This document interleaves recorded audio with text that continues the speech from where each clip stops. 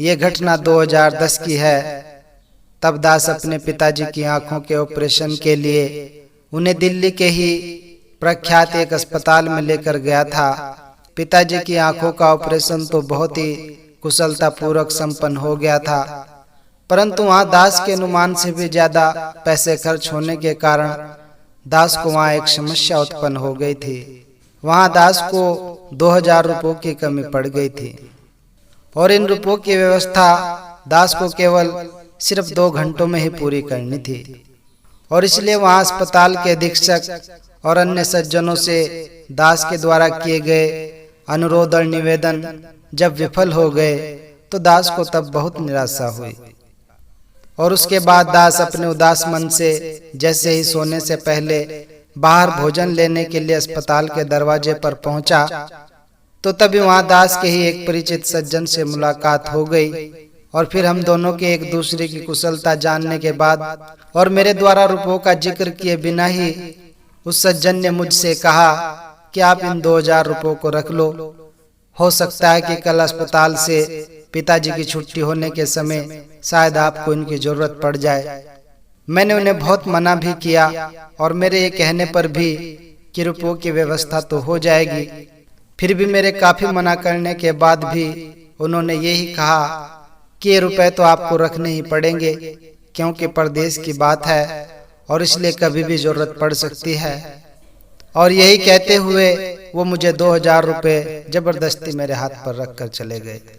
और फिर उनके जाते ही अपनी वो शर्त याद आ गई कि केवल 2 घंटों के भीतर ही रुपयों की व्यवस्था हो जानी चाहिए। लेकिन महापुरुषों, अभी तो केवल 5 ही मिनट हुए थे और ये सब चमत्कार देखकर दास को जहाँ एक और हैरानी हो रही थी, वहीं दूसरी ओर इसकी अत्यधिक खुशी भी हो रही थी।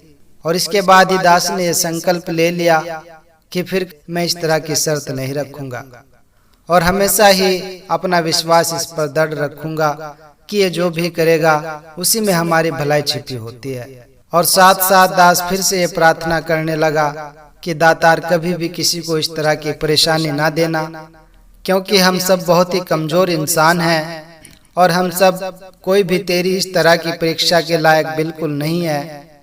इसलिए दातार प्रभु बस हमें बिना परीक्षा के ही अपने चरणों से लगाए रखना। इसके बाद दास पिताजी के लिए खाना लेने बाहर चला गया और जब दास जैसे ही खाना लेकर वापस आ रहा था तो दास के आश्चर्य की तब कोई सीमा न रही जब दास की एक और परिचित सज्जन से भेंट हो गई।